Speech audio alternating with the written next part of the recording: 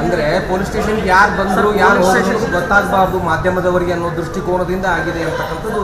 ಅಲ್ಲ ಅಷ್ಟೇ ಅಲ್ಲ, ಒಳಗಡೆ ಏನು ನಡೆಯುತ್ತೆ ಅದು ಹೊರಗಡೆಯಿಂದ ಕಾಣಬಾರ್ದು ಅದು ಹಿಂಗೆ ಅಂದ್ರೆ ಸರ್ ಕೆಲ ರಾಜಕಾರಣಿಗಳು ರಾತ್ರಿ ಹೋಗಿ ದರ್ಶನಿಗೆ ನೀಟಾಗಿ ಬರ್ತಾರೆ ಅನ್ನೋಂಥ ಹೊಡೆದಾವ್ ಸರ್. ಆ ರೀತಿ ಮಾತುಗಳು ಅದನ್ನೆಲ್ಲ ಮುಚ್ಚಿ ಹಾಕೋದಕ್ಕೆ ಈ ರೀತಿ ಶಾಮಿಯಾನ ಹಾಕಿದ್ದಾರೆ ಅಂತ ಆರೋಪ.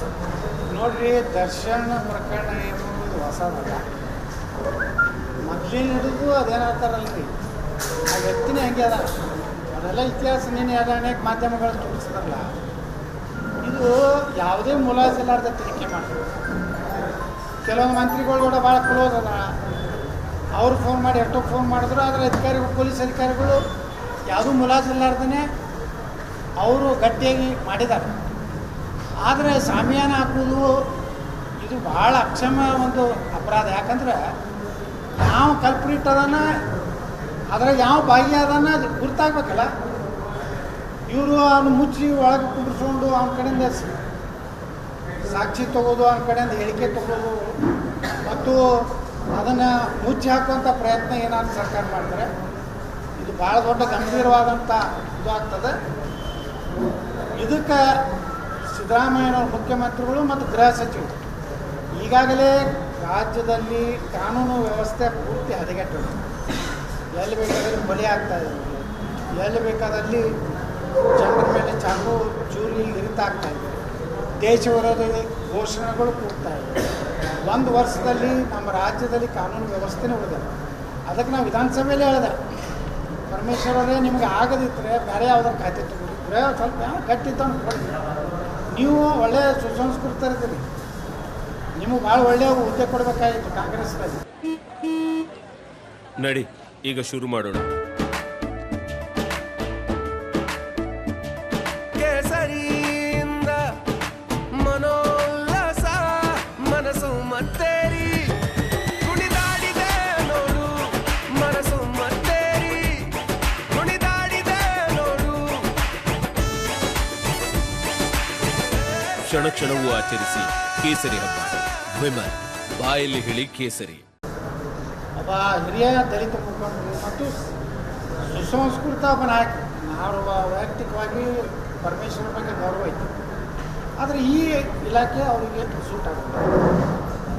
ಪಾಪ ಅವ್ರನ್ನ ಬಲಿಪಶು ಮಾಡಕತ್ತಾರೆ ಸಿದ್ದರಾಮಯ್ಯ ಮತ್ತು ಇವರು ಡಿ.ಕೆ. ಶಿವಕುಮಾರ್. ಒಬ್ಬ ದಲಿತ ಮುಖ್ಯಮಂತ್ರಿ ಆಗೋ ಅರ್ಹತೆ ಇದ್ದಂಥ ಒಬ್ಬ ವ್ಯಕ್ತಿನ ಇವತ್ತು ಉದ್ದೇಶಪೂರ್ವಕವಾಗಿ ಆ ದಲಿತರು ಒಬ್ಬ ಮುಖ್ಯಮಂತ್ರಿ ಆಗೋ ತಪ್ಪಿಸಲಿಕ್ಕೆ ಈ ರೀತಿ ಅವರನ್ನು ಗೃಹ ಮಂತ್ರಿ ಮಾಡಿ ಅವರ ಏನು ಸೀನಿಯಾರಿಟಿ ಇದೆ ಅವರು ಒಂದು ಕಡೆ ಹೇಳಿದರು, ನಾನು ಯಾಕೆ ಮುಖ್ಯಮಂತ್ರಿ ಆಗಬಾರ್ದು ಅಂಥ ವ್ಯಕ್ತಿನ ಇವತ್ತು ಏನು ಮಾಡ್ತಾಯಿದ್ರೆ ನಾತೀನಿ ಪರಮೇಶ್ವರವ್ರಿಗೆ ನಾನು ವೈಯಕ್ತಿಕ ಅವ್ರಿಗೆ ವಿನಂತಿ, ನೀವು ರಾಜೀನಾಮೆ ಕೊಟ್ಬಿಟ್ಟು ನೀವು ಇರಲಾರ್ದೇ ಸರ್ಕಾರ ಹೆಂಗೆ ನಡೆಸೋದು ನಮ್ಮ ದಲಿತರಿಂದ ಒಬ್ಬ ಸೀನಿಯರ್ ಇವರು ಡಿ.ಕೆ. ಶಿವಕುಮಾರ್ ಬಲ್ಲಿ ಯಾವ್ಯಾವ ಇಲಾಖೆ ರೀ, ಜಲಸಂಪನ್ಮೂಲ, ಬೆಂಗಳೂರು ನಗರಾಭಿವೃದ್ಧಿ, ಬೆಂಗಳೂರು ಇನ್ಚಾರ್ಜ್ ಎಲ್ಲ ಎಲ್ಲ ಡಿ.ಕೆ. ಶಿವಕುಮಾರ್.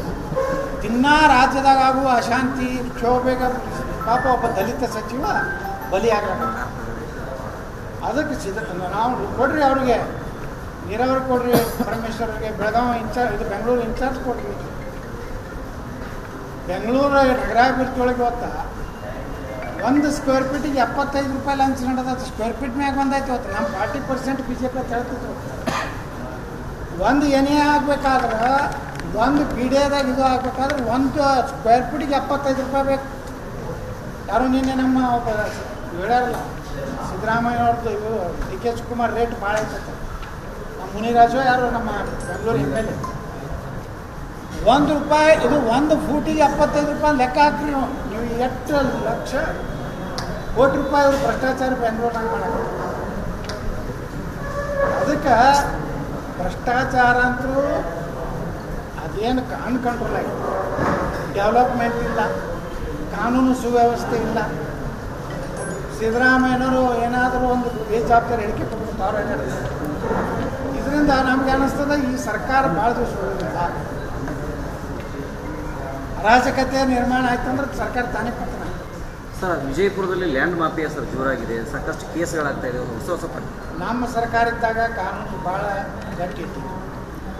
ಇವತ್ತೇನೇ ನಾವು ವಿಜಾಪುರ ಜನರಿಗೂ ವಿನಂತಿ ಮಾಡ್ಕೊತೀನಿ, ನಿಮ್ಮ ಆಸ್ತಿ ಪಾಸ್ತಿನ ತಿಂಗಳಿಗೊಮ್ಮೆ ನೀವು ಉತ್ತಾರ ತೆಗಿಬೇಕು. ತಿಂಗಳಿಗೊಮ್ಮೆ ನೀವು ಸಿಟಿ ಸರ್ವೆದಾಗ ಹೋಗಿ ನಿಮ್ದು ಐತೋ ಇಲ್ಲೋ ನೋಡೋ ಪರಿಸ್ಥಿತಿ. ಭಾಳ ದೊಡ್ಡ ದೊಡ್ಡ ಭಾಷಣ ಮಾಡೋಂಥ ಒಬ್ಬೊಬ್ಬರು ವಕಫ್ದಾಗ ಆಸ್ತಿ ಬರ್ಕೊಂಡು ಒಬ್ಬ ಹಿಂದೂಗೆ ಮಾಡ್ಯಾರ ವರ್ಗಾವಣೆ ಎಲ್ಲ ಅದ ದಾಖಲೆಗಳು. ಅವರೆಲ್ಲ ಹಿಂದೇನಿತ್ತು ನಾ ಎಂ ಪಿ ಪಾಲ್ರಿಗೆ ಹೇಳೀನಿ, ಇದೇ ರೀತಿ ಮುಂದುವರ್ತಾರೆ ಭಾಳ ಕೆಡ್ತೈತಿ. ನಿಮ್ಮ ಸುತ್ತಮುತ್ತಲೇ ಏನದಲ್ಲ ಅದನ್ನೂ ಒಮ್ಮೆ ನೀವು ಇದು ಮಾಡದೇ ಇದ್ರೆ ಪೂರ್ತಿ ಎಂ ಪಿ ಪಾಟೀಲ್ ಹೆಸರು ಹಾಡ್ಕೊಂಡು ಅವ್ರಿಗೆ ಹೇಳ್ತೀನಿ, ಅಂಥವ್ರನ್ನೆಲ್ಲ ದೂರ ಇಡಬೇಕು. ಕಿರಣ್ ಪಾಟೀಲ್ ಬಲ್ಲಿ ಐತೆ ದಾಖಲೆ ಎಲ್ಲದ ಕಿರಣ್ ಅವರು ನನಗೆ ಬಹುಶಃ ಅಮೇರಿಕಾದಾಗ ಫೋನ್ ಮಾಡ್ತಾರೆ. ಒಂದು ನಮ್ಮ ಅಟಲ್ ನೇತಾಜಿ ಸುಭಾಷ್ ಚಂದ್ರ ಬೋಸ್ ಮಾರ್ಗದಾಗ ಯಾವ ಹೋಟೆಲ್ ಐತಲ್ಲ ದೊಡ್ಡದು